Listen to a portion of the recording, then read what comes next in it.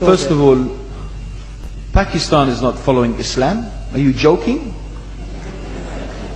I'm saying not Pakistan, we have 90% Muslim. Muslim means follow Islam. But Muslim, what Muslim? What Muslim? I remember 15 years ago, it's not today and I heard it's worse. 15 years ago I remember going to a wedding in Pakistan. A wedding where men and women were mixing freely.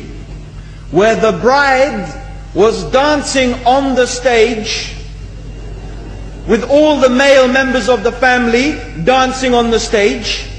I'm sure somewhere around, we probably hidden in a corner then, but I hear now it's open, drinking alcohol. What Muslim are we talking about? This was 15 years ago. Now I hear it's even worse. Oh yes, they're Islam.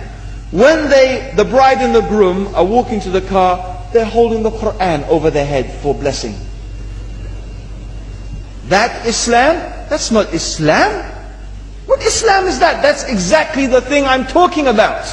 That's why the Muslims are in such a mess.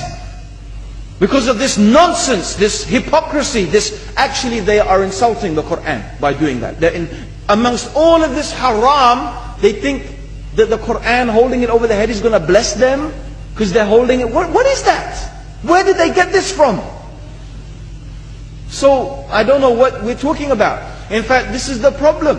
You see, the Muslim world itself is so far from Islam. So many you find here in India.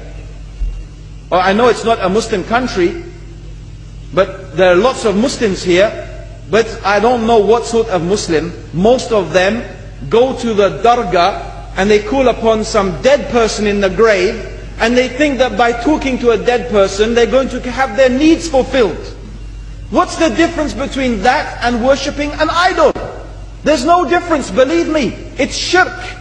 I've seen it myself with my own eyes. I'm praying in the masjid, the adhan goes, the people are praying in the masjid, and the people in the dargah are not coming to the mosque to pray. They're still going around the dargah and making all their whatever the things they do. What's that? That's not Islam. You go to many countries, you find Pakistan, you want to see Islam in Pakistan. You know, in England, in every street corner we have a pub. You know what's a pub? You know what's a pub? Like a bar, you know, a place where you sit and drink alcohol. Yeah? Yes? In Pakistan, believe me, they have something worse than that. Yes, worse. On every street they have a picture of a palm. Everywhere you see it, hanging from the windows. They have the picture of a palm.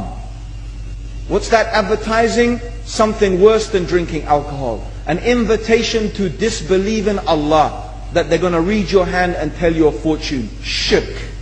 It's shirk.